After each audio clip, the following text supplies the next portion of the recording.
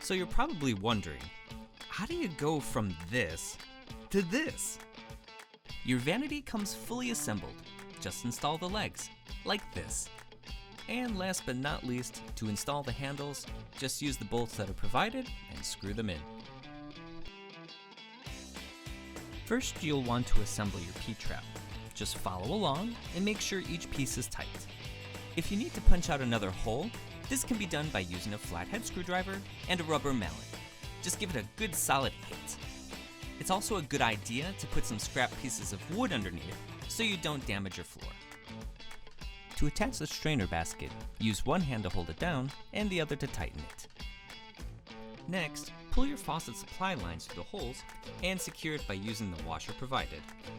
If your faucet has a sprayer that pulls out, you're going to need to attach the weight where it's marked. Now, the soap dispenser can be attached by securing the top with a mounting nut, then screwing on the bottom piece.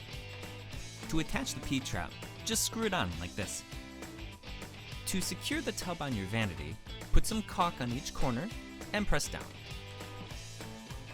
All that's left now is to attach your hoses to your water line, and your new utility tub is ready to use.